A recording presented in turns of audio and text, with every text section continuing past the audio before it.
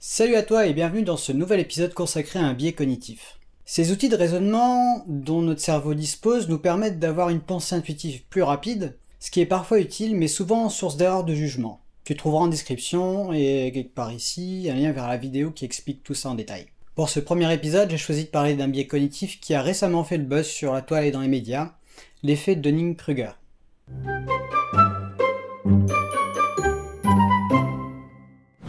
Alors mise en situation, nous sommes en 2020 et on a un contexte qui craint pas mal.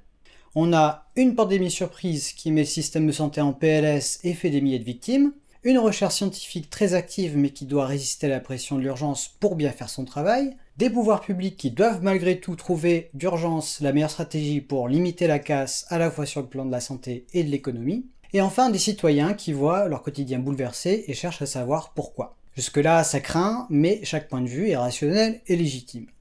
Là où ça commence à partir en vrille, c'est quand une partie de la population commence à prendre position avec certitude sur des questions qui dépassent largement leurs compétences et auxquelles les personnes compétentes ne peuvent elles-mêmes pas vraiment répondre avec certitude. Quand une opinion ne peut pas être construite autour de faits solides et de raisonnements rationnels, elle est forcément biaisée. Et c'est là que notre effet Dunning-Kruger est appelé à la barre. Ce biais cognitif est couramment défini comme la tendance qu'ont les personnes les moins qualifiées dans un domaine à fortement surestimer leurs compétences. Ça en fait en apparence le suspect idéal pour expliquer ces bulles de certitude populaire dans l'océan du doute de la connaissance. Sauf que ce n'est pas le bon coupable. Sa définition est très vague et assez trompeuse. Elle laisse place à beaucoup d'interprétations caricaturales de ce biais. Par exemple, ce genre de courbe que j'ai très souvent rencontré dernièrement qui ne représente pas du tout les faits en question. Plus grave encore, cette fausse représentation est devenue souvent dans l'usage une manière scientifiquement correcte de traiter son interlocuteur d'abruti. C'est franchement pas classe. Maintenant, on va parler du vrai effet Dunning-Kruger. Alors on va pas se mentir, les incompétents qui surestiment et les débutants qui pensent avoir tout compris, ça existe. Ça m'est arrivé de me surestimer dans un domaine ou un autre. Mesurer l'ampleur de ce phénomène, c'est justement ce que les deux psychologues David Dunning et Justin Kruger ont voulu faire. Cela aboutit à la publication en 1999 d'une étude qui a révélé un effet qui porte leur nom. Voici en gros leur méthode expérimentale. Après avoir constitué un groupe de volontaires, on soumet à chacun une épreuve assez générique, comme un QCM de logique ou de culture générale. À la fin de cette épreuve, chaque participant doit estimer son classement sans avoir d'indice sur la performance des autres. Ensuite, les tests sont corrigés et le vrai classement est établi. Pour standardiser les résultats, les classements réels estimés sont exprimés en percentiles, ça permet de comparer d'une étude à l'autre. À partir du classement réel, on sépare le panel en 4 groupes de niveaux de même taille, ce sont les quartiles. Enfin, pour chacun de ces groupes, on fait la moyenne des classements estimés pour comparer l'estimation et la réalité. Quand on fait cette expérience, la courbe que l'on obtient ressemble à ça. Dans la réalité, les 4 courbes obtenues par Dunning-Kruger étaient beaucoup plus irrégulières et d'autres études ont montré des variations de cet effet. Par exemple, une étude de 2006 a montré que si l'épreuve présentée est perçue comme difficile, la courbe obtenue va plutôt être tirée vers le bas.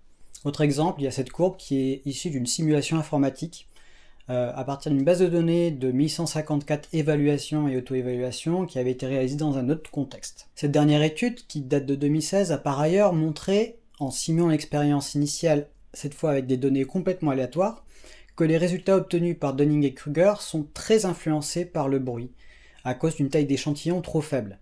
Ce qui suggère qu'il faudrait refaire ces expériences avec des panels beaucoup plus larges pour avoir une idée un peu plus précise de cet effet. Il y a aussi d'autres critiques qui ont été formulées concernant cet effet, qui ne remettent pas en cause son existence, mais mettent en évidence l'influence d'autres biais, comme la régression vers la moyenne ou le biais de supériorité illusoire. J'y reviendrai dans une autre vidéo, parce qu'il faut d'abord aborder ces biais à part, pour pouvoir bien comprendre de quoi on parle.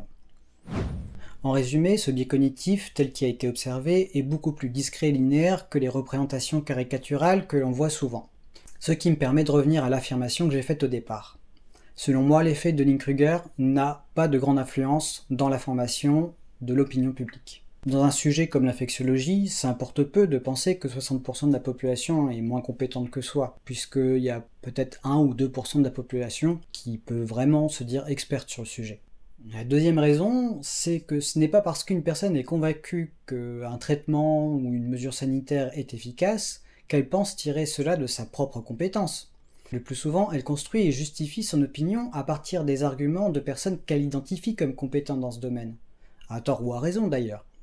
Les prochains épisodes vont justement évoquer les différents biais qui contribuent à forger des opinions biaisées, qui sont parfois fausses, mais aussi parfois bonnes, mais pour de mauvaises raisons. Pour ne pas louper les prochaines vidéos, pense à t'abonner à la chaîne et activer les notifications si ce n'est pas encore fait. N'hésite pas à faire part de tes remarques en commentaire, ça m'aide beaucoup.